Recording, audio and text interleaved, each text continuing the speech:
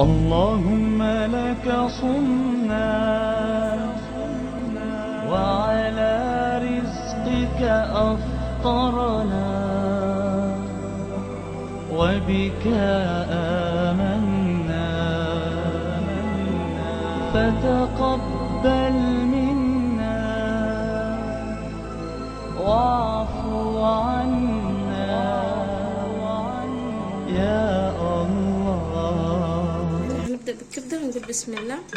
هنا معنا قصة، حطيت معلقة سمنة على معلقتين زيت، معنا بصل مقطع شرايح اهو.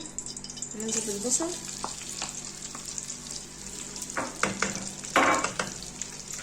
حط نص معلقة فلفل اسود،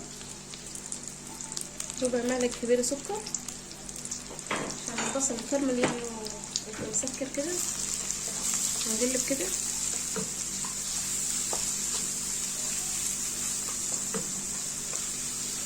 لغاية كده لما البصل يدبل، مش يحمر، يدبل بس اهو. هنا يا جماعة عندي كبدة هي مقطعاها صغير. هنا انا حطيت على الكبدة كيس اللي هو المعجي اللي هي كبدة اسكندراني توابل، حطيته كله على الكبدة وقلبتها وحطيتها في الثلاجة اهو. الكيس اهو شكل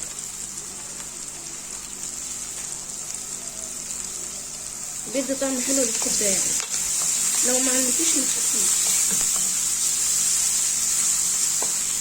هنقلب البصل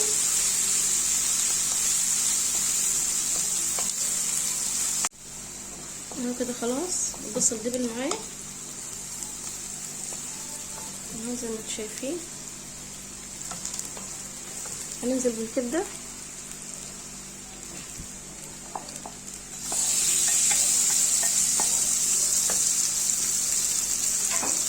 الكبده يا جماعه مش بتتغسل، بنقطعها ونشوحها على طول. نقلب كده كويس.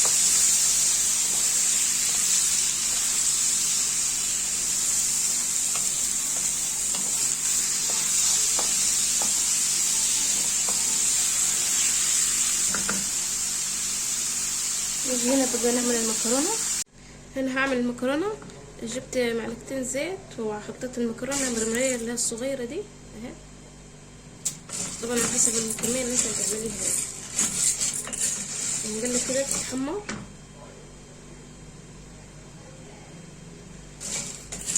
نسيبها تحمر كده وتاخد لون حلو.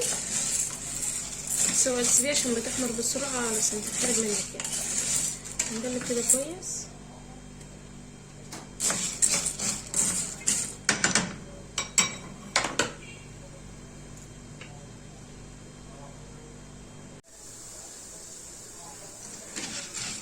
كده ابتدت تدخل في التحمير اهو.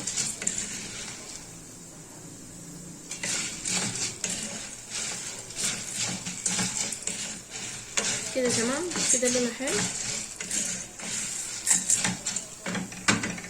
نحط معلقة كبيرة صلصة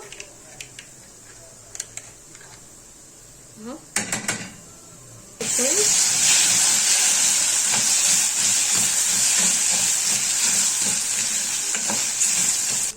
هنا معايا كوبايه كبيره عصير طماطم، معلقه صغيره مرقه، معلقه صغيره سكر، نص معلقه فلفل اسود، نص معلقه صغيره كمون، نص معلقه بابريكا، وربع معلقه صغيره كزبره ناشفه. احط شويه شطه حمراء، اللي مش حابب ما يحطش اهو. بس كده نقلبها تقليبه كده ونغطيها ونوطي عليها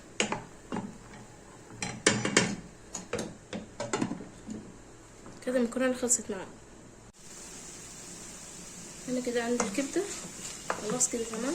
هنحط الفلفل، عندي هنا فلفل شرايح اهو اهو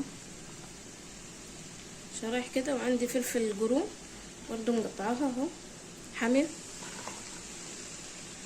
ننزل بالفلفل كله ونقلب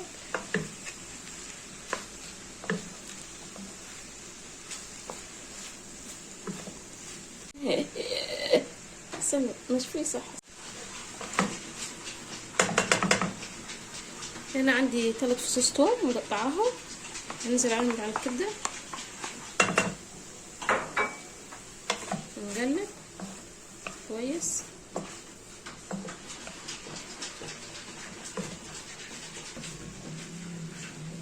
نحط معلقه صغيره كزبره ناشفه ومعلقه صغيره كمون، ملح كمون يعني،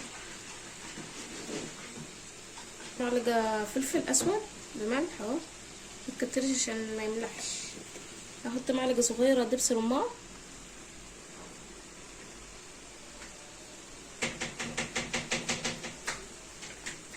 احط خل،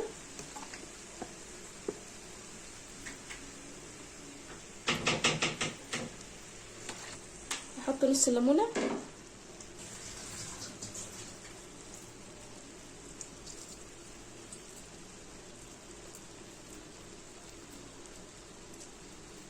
الليمون ده والليمون والخل بيخلوها كده فاتحه وما تغمقش منك.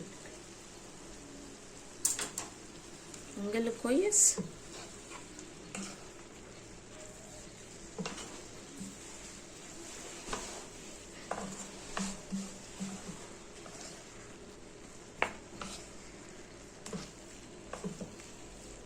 نغطيها شويه ونسيبها.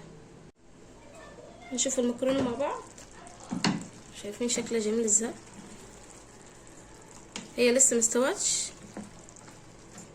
نقلبها تقليبه كده ونحط عليها.